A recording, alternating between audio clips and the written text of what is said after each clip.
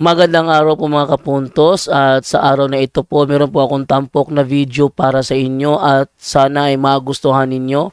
Kaya sa mga bago pa po sa aming channel, please po don't forget to hit the subscribe button at ang notification bell para maging notified kayo sa bawat video na ilalabas ko sa channel na ito. At bilang kahilingan po ng punto por punto team at naway maintindihan po ninyo, sana po wag nyo pong i-skip yung mga ads sa aming mga video. Sa maliit na bagay na po na yan, malaking tulong po yan sa ating programa at sa ating ministry. Sana po maunawaan po ninyo. Maraming salamat po, kaya wag na po natin patagalin. Simulan na po natin.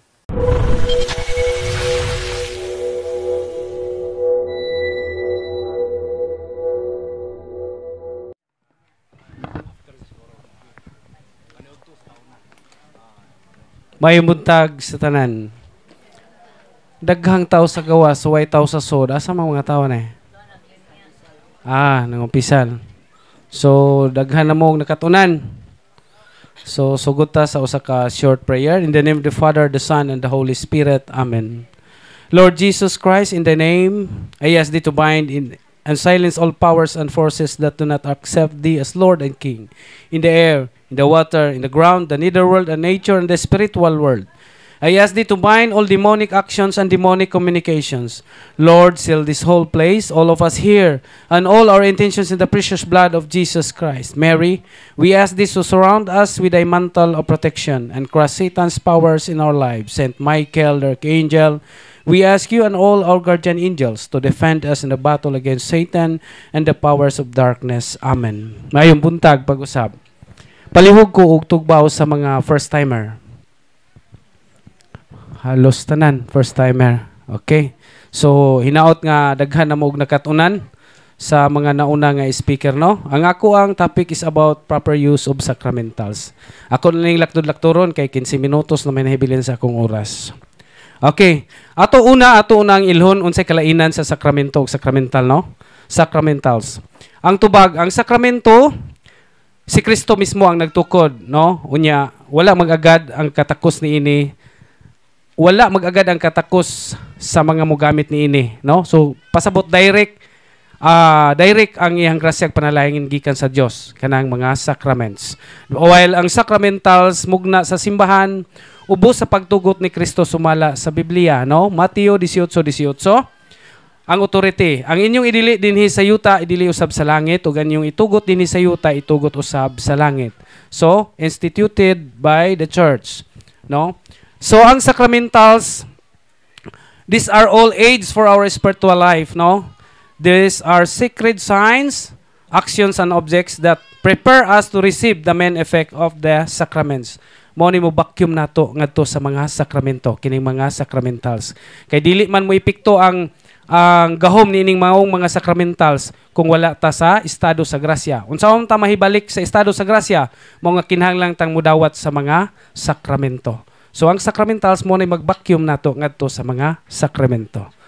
So, mao kini ang mga balaang pangutana, kanus-aman mahimong sacramentals ang usa ka religious object. Tubag after sa blessing sa pare. Paring Katoliko ha, dili pares aglipay, no? So human sa blessing mahimo na ang sacramentals ang mga religious object. Kanang iyong gipamalit karon, religious object pa na, wala pa nay blessing kay sala man kung mamaligya ta og kanang blessed object na. Okay? So, mao kini ang mga balaang simbolo o buhat o balaang butang nga nag-andam kanato sa pagdawat sa hingpit nga epekto sa mga sakramento. Again, mao tong kung giingon nga mo'y mo vacuum nato ngadto sa mga sakramento. What purpose do they serve? Unsa may kahimuan ani sa tao? To help us combat evil. No, makatabang nato ni. And sanctify life of those who have faith and act through the intercession of the Catholic Church. Pinaagi sa giya sa atong simbahan, no, makatabang nato ni sa atong pagpabalaan sa atong tagsa-tagsa ka kaugalingon. Okay, adunay duha ka klase nga sacramentals, no? Natay gitawag sacramental action and sacramental object. The sign of the cross, blessings, prayers, etc. kanang mga buhat. Mo nay mga pagampo kini Mao ni gitawag natong mga sacramental actions.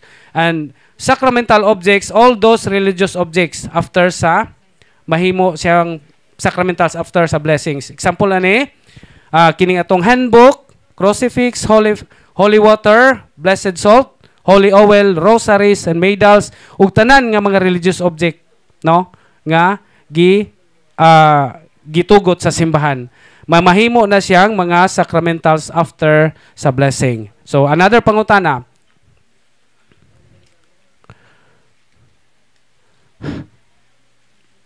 inig ang mao naman to no, ang mga religious object mahimong sacramentals after sa blessing.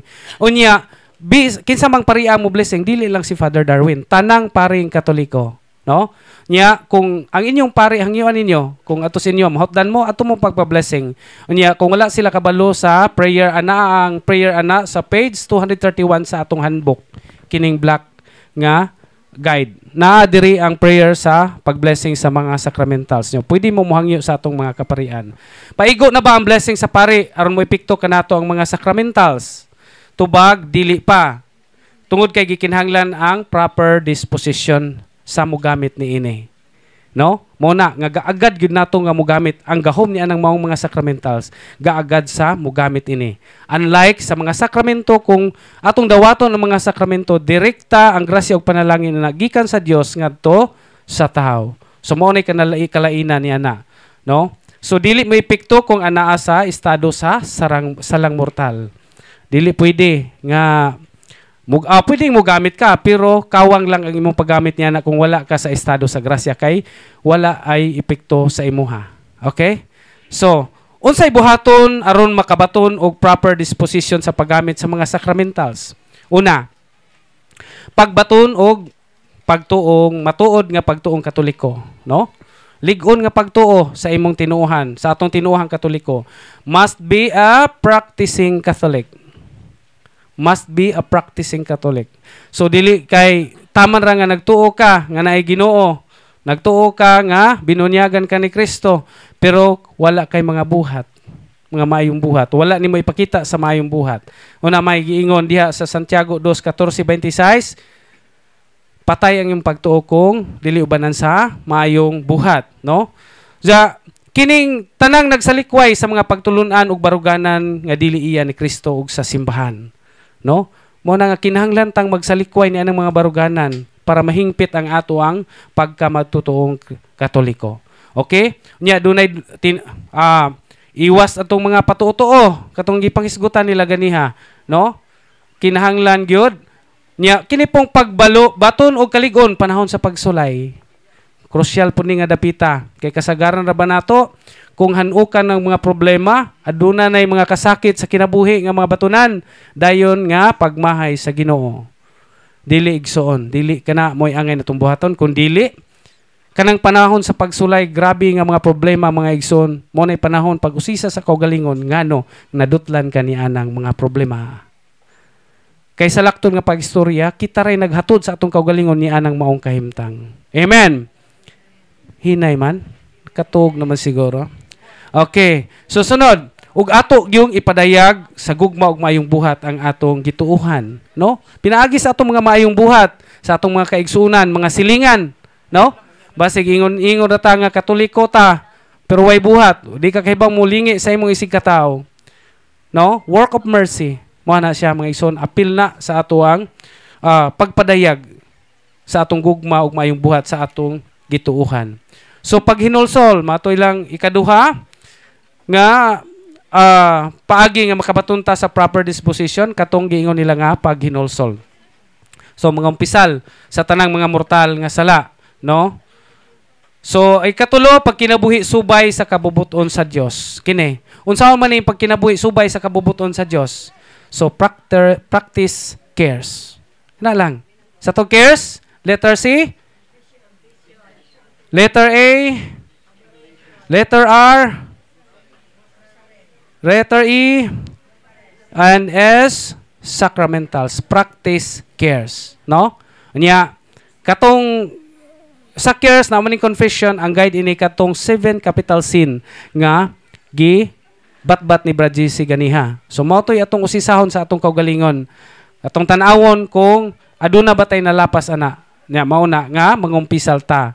Then pagbisita sa atong Adoration Chapel, Blessed Sacrament, nya ampo sa rosaryo matag adlaw kay naghingapin gyud ang grasya ug panalangin kung kita magampo sa santos nga rosaryo. Kay dili gyud kabalibad ang atong Ginoo kung ang iyang inahan namoy mo hangyo kaniya.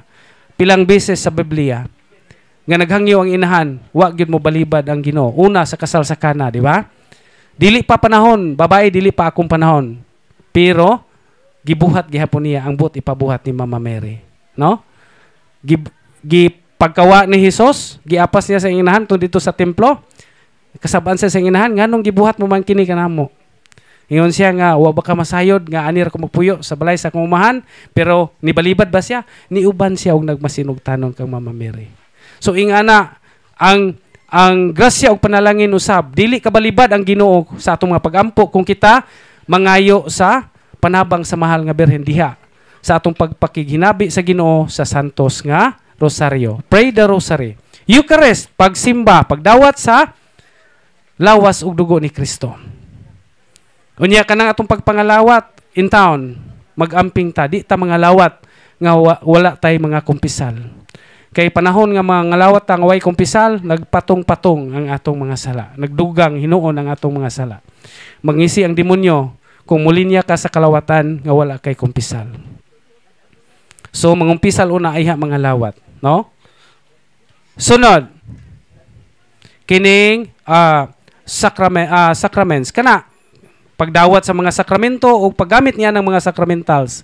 Again, kinahanglang ipahiuli una ang atong mga kaugalingon diha sa kabubuton sa Dios diha sa estado sa grasya aron moepekto kanang mga sacramentals nga atong gipanghuptan. Okay. Nya kun karon nahibalik na sa state of grace or naa na sa proper disposition, mamahimo ng epektibo ang mga sacramentals. Okay. Arita, kining mga gamit sa sacramentals. Una, nga padung ta maggamit sa sacramentals or padung ta mag-deliverance sa itong kagalingon, kinahanglan nga mogamit ta niining mga butanga manguros gyud ta una, no? Kay ang pagpanguros mga igsoon usan na kapaagi sa pagampo, no? Pinaka mubo nga paagi sa pagampo. Gi-acknowledge mo ang presensya sa Amahan, sa Anak ug sa Espiritu Santo. Mao na nga every time nga mogamit ta niini manguros ta. Handbook. Ania ang tanang prayers ani sa batok sa mga atake sa yawa. Duha ni ka klase, ang kining kang Father Sekeya adunay mga prayer ani nga para lang sa mga pare. Unya naay pa prayer nga pwede sa laygo apan kinahanglang i-modify, no? Instead nga command intercessory ang atong gamiton, no? Unya kining blue ang naka-advantage sa ning sa blue kay ang mga prayers ani design gyud para sa nato nga mga laygo, no? So kinsa may pwedeng makagamit ining maong handbook. Mato diri sa atoang handbook, these deliverance prayers are first meant to the priest and religious who have souls under their care. Secondly, for lay communities under the guidance of a priest and with the permission of the diocesan bishop whose apostolate is healing and deliverance. And lastly, tanaw na to, for the individual lay Catholic. So kitang tanan pwede nga mogamit ni ining maong handbook, no? Nya niingon dire, a word of caution is in order here. When I say individual lay Catholic persons, I mean those who are practicing Catholics. Mugawas gyud to. Katong pagka-practicing Catholics. So mao na to nga nagpractice ta sa cares. Kay aron kita dili ta ma-retaliate sa demonyo. Mo kinahanglan nga ipahiuli ang atong tagsa-tagsa kagalingon sa estado sa grasya aron motuhop kanang atong mga pagampo nga atong gipangayo ug dili ta ma-retaliate sa demonyo. So kitang tanan pwede niining mogamit sa tanang handbook. Okay? So basta practicing Catholics lang. So crucifix. Crucifix, place it in your home to remind that your home belongs to Jesus.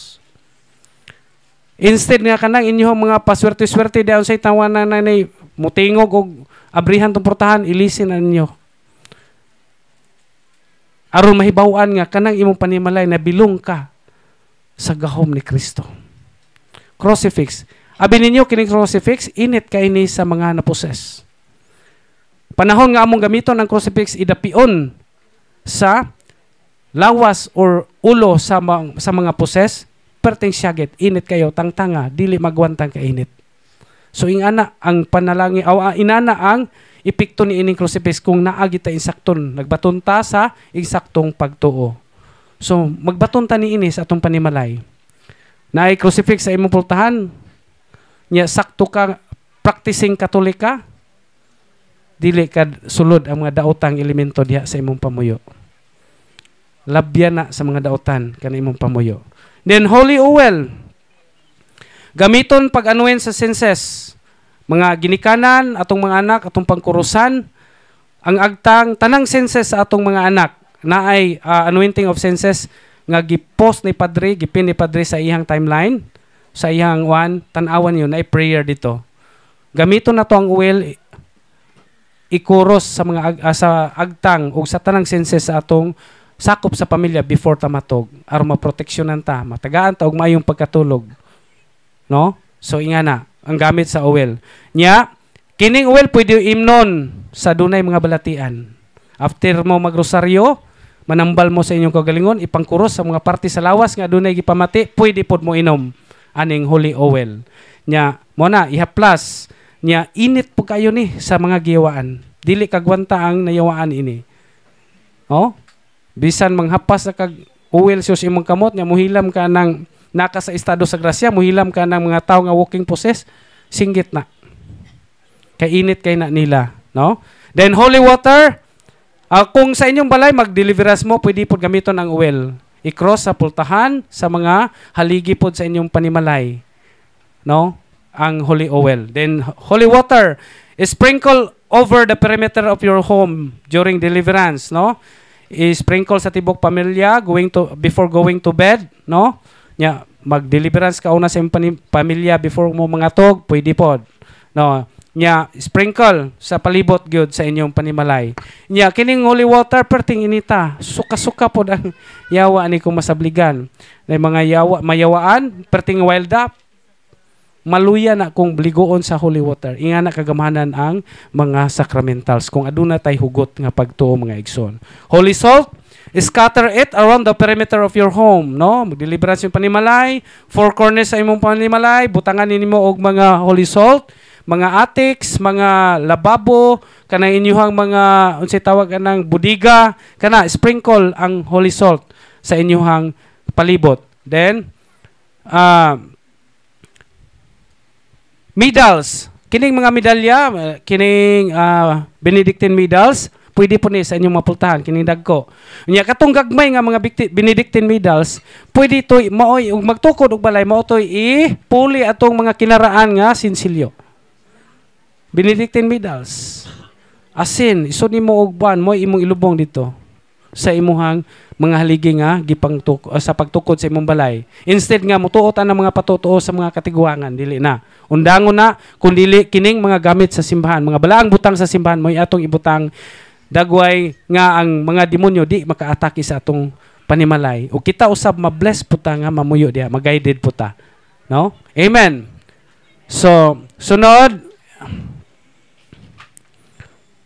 rosary, no? Magampo ta sa rosaryo, magbaton ta ining atong mga rosaryuhan. Matud pa sa usa ka church father, a Catholic without a rosary is like a soldier without a weapon. So mao din hinagiban nato sa atong pakigbatok, sa atong pakigbugno nining kalibutan na batok sa atong kontra. No? Magampo ta sa santos nga rosaryo. Ang rosaryo mo ang pinaka second to the highest prayer. Una ang santos nga misa, ikaduha ang rosaryo. Grabe sa gingon ko na ganiha, naghingapin ang grasya o panalangin kung kita makanunay magampo sa santos nga rosaryo. So magampo gyud ta mga igsoon, no? When the devil kining atong pagampo sa santos nga rosaryo tablaray atong giriminis, atong gihanduraw ang kinabuhi ni Kristo diri sa kalibutan, pinaagi ni Mama Mary. So tablaray nakighinabi ta sa Ginoo. No? Unya nakigrelasyon ta sa Ginoo. Yo? Nya kay ato man kini atong pagpagrelasyon sa Ginoo atong gihiusa man ang atong kalag diha sa Dios, di ba? So matud pa ni ni Saint usa ka church father ni ingon mga igsoon nga a soul that is united with God is feared by the devil. So ang atong kalag kung atong ihiusa kanon is Ginoo hadlok gyud ang demonyo sa atoa. Amen. So ampo ta sa santos nga rosaryo mga igsoon. Okay, sunod.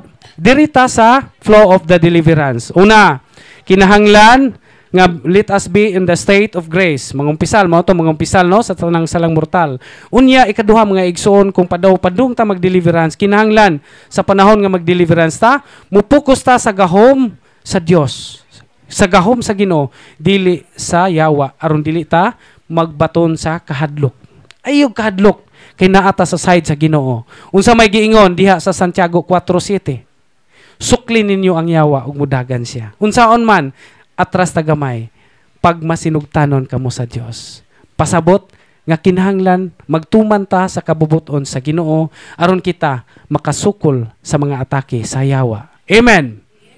So kinahanglan mag-isog ta di ta mahadlok kay naa ta sa side sa Ginoo.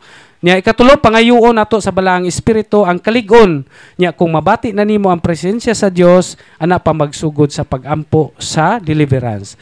Unya para di na ta malangan no ang kining maong guide ug nakabaton man ni naman siguro nato ni dire sa blo ug wala ingna mo pangayo mo sa mga minister kay arong tagaan mo kopya ini pa-picturean ninyo ug nahutdan ta diha naa diri nakasulat ang tanang mga pagampo ganidon ra ninyo ni nay pagampo sa deliverance sa tao unya napoy deliverance sa panimalay sundon lang nimo ang unsay flow ani niya nya remember before mag-deliverance, before sa tanang prayer, naagyud una ang prayer of protection.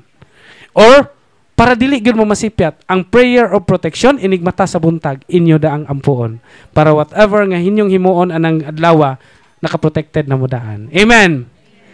So, kini ang guide sa black. Sa black.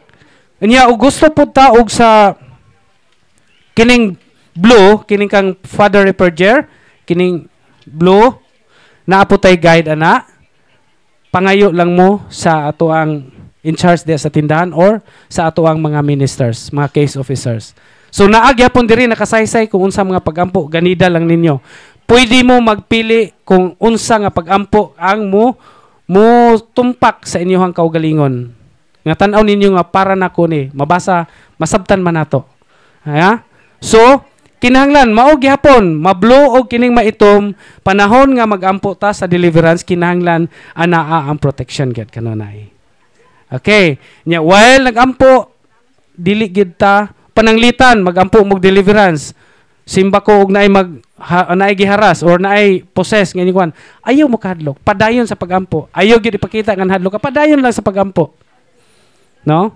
Kanang ayaw kahadlok niya na. Gamita ang mga sacramentals, crucifix, kana, dapion nimo or kining medal, dapion nimo sa tao nga nayawaan.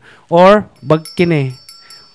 Matag alasay, suman ka o padung kang mag-ampo, pwede nimo patingogon, palibot sa imong bahay. No? Pag cast out, di makaharong ang possess ang yawa di kaharong manampong sa dunggan. Okay? Yung tanang mga sacramentals, gamito nato na sa kinasingkasing ug sa dakong pagtuo, mutuhop gina nato, ilabi na kita na ata sa estado sa grasya. No? So, moro to mga igsoon, kinahanglan atong batunan ang kalig-on kanunay sa panahon sa pagampo para dili ta dag-on sa gahom sa demonyo. Amen. O niya, what naman siguro isunod, ato tang ang uban aning magkakulang, akong ipa-appeal na lang ni Brad Sherwin, no? So, hinaot nga sa gamayng oras sa 15 minutos aduna mo'y nasabta, no? Si Brad Sherwin ay mo dugang nining kakulangon. So, daghang salamat daygon nato ang Dios sa ngalan samahan sa Anak ug sa Espiritu Santo. Amen. Bro, Sherwin,